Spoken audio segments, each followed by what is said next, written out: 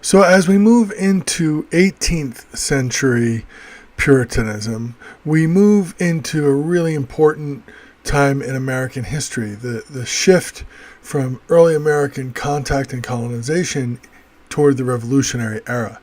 And what bridges that shift is an important tension between ideals of faith in American culture and a growing belief in the power of human intellectual reason.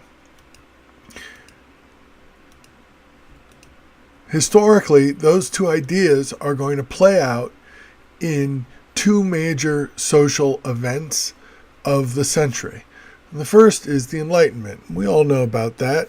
Thomas Jefferson, Benjamin Franklin, the new focus on the power, positive power of the human mind to generate change and to learn and to grow and to create.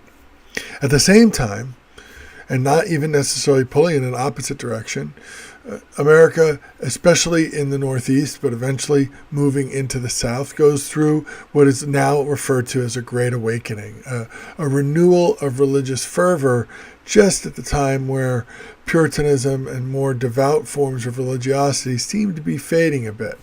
So this collision of two major strands of human experience, faith and intellectuality, occurs right smack in the middle of the life of two really important Americans in terms of our cultural history, Jonathan Edwards and Benjamin Franklin.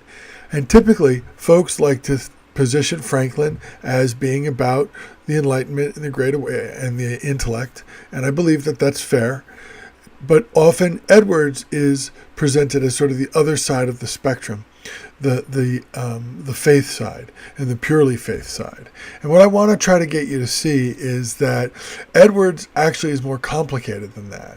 There's no doubt that for Edwards, the determining experience in life is faith, that the relationship with God is the primary driver in life, and it reflects a direct experience. You're going to hear him use the word sweetness and other almost ecstatic words to describe how he feels when he's in the right place with his relationship with God, when those moments where he experiences what he thinks is God's grace acting within him. But he's also a profoundly intellectual man. He's arguably the greatest scholar of the era. I would actually say inarguably. Franklin's a genius, but he's not a scholar, and we'll talk more about him later. But Edwards is actually a traditional scholar. He writes book after book after book. He, as an undergrad, is a distinguished thinker and recognized as a top theological mind. He ultimately goes on to become the first president of Princeton. Isn't there long. He dies of smallpox after he has himself vaccinated for it. And there's Edwards in a nutshell.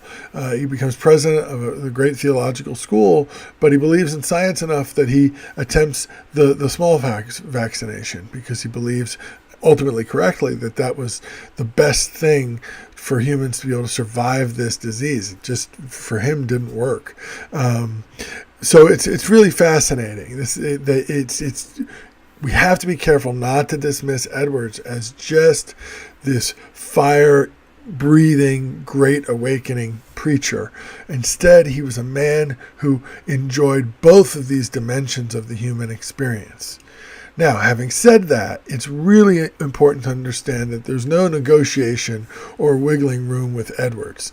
God's sovereignty is the driving principle, and the human will and the great gifts we have of intellectual reasoning and the power of language are always, for Edwards, subordinate to God's will and should be put into the service of finding God's grace in your life and living out his will. In that sense, very different than the Enlightenment figures and their sense of human intellectuality and its relationship with faith. So as we read the pieces that we're going to begin with, his one paragraph reflection on his future wife and his own conversion narrative, we're going to see the human side of Jonathan Edwards here, in the sense that these stories are about his passions, his loves, and always passion and love are through the lens of God. Even his love for the woman who becomes his wife is through his sense of her relationship with God. And the personal narrative really walks us through that classic Puritan cycle of searching for assurance and encountering doubt and self-examination, looking into yourself to try to decide, is God's grace there? What are the true signs of that grace? And how should you respond to it? And this is a really important quest, as the intro in your text talks about. At the time of the Great Awakening, there was a lot of religious fervor, and Edwards was concerned, like many Puritan ministers who were even more concerned than he was, that people were slipping into sort of a wild emotionalism that wasn't about a true faith experience, that wasn't about a true recognition of being among God's elect, but was really more about sort of emotional or psychological exuberance. And so he, through his own story, tries to lay out, here is what an authentic conversion can look and sound like. But at the same time, he's trying to capture the emotional energy and quality of this kind of faith experience.